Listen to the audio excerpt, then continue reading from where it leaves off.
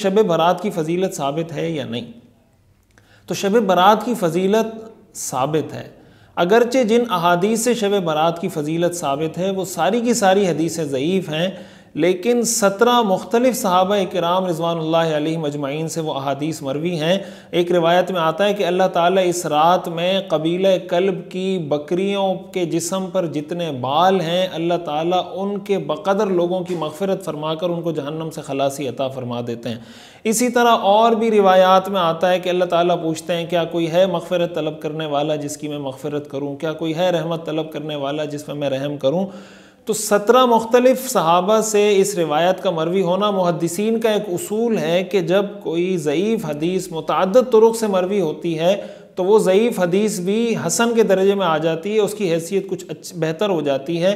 फिर इस हदीसों की हैसियत को मज़ीद तक़वियत मिलती है उम्मत के तामुल से, यानी उम्मत का रसूलुल्लाह सल्लल्लाहु अलैहि वसल्लम के ज़माने से आज तक ये तामुल रहा है, ये अमल रहा है इस बात पर कि वो इस रात की फ़जीलत के कायल रहे हैं और वो इस रात को इबादत करना, तहज्जुद का अहतमाम करना, सदक़ात का अहतमाम करना, कुरान की तिलावत का अहतमाम करना, दुआओं का अहतमाम करना, ये सारी चीज़ें उम्मत में चलती आ रही हैं। यही वजह है कि उम्मत के जुमहूर उलमा, मुफस्सिरीन, मुहद्दिसीन और फ़ुक़हा का इस बात पर इत्तिफ़ाक़ है कि इस रात को बहरहाल फ़जीलत हासिल है।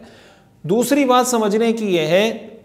कि इस फजीलत के साथ साथ इस रात को कोई मखसूस अमल वो साबित नहीं है कि इस रात में आपने ये काम करना है या इतनी रकातें पढ़नी हैं या इतनी रकातें इस तरीके से पढ़नी है, ये कहीं से साबित नहीं है। इसलिए इस रात को इबादत का अहतमाम तो ज़रूर करना चाहिए। आप नफिल नमाज़ें भी पढ़ें, तहज्जुद भी पढ़ें, सदक़े का अहतमाम भी करें, कुरान करीम की तिलावत भी करें और जनाब कमी कोताही हो गई है लोगों से, कमी कोताही की माफ़ी तलाफ़ी जो भी नेकी के काम है सब करें। लेकिन हमारे यहाँ जैसे बाज़ औक़ात होता है कि मसाजिद में नवाफिल की जमात कायम की जाती है, बाकायदा नवाफिल की जमात होती है, उसके लिए लोगों को दावत दी जाती है, बुलाया जाता है। तो नफिल नमाज इटसेल्फ पढ़ना तो कोई उसमें मसला नहीं है, तो अच्छी बात है, लेकिन उसकी जमात कायम करना ये कहीं किसी हदीस से हमें इसका सबूत नहीं मिलता। इसलिए जब कुरान हदीस से, सहाबा किराम रिज़वानुल्लाहि अलैहिम अजमईन के अमल से, उम्मत के तामुल से, ताबीन और जुमहूर उम्मत के तामुल से हमें नहीं मिलती जो चीज़, तो हमें उससे बचना चाहिए।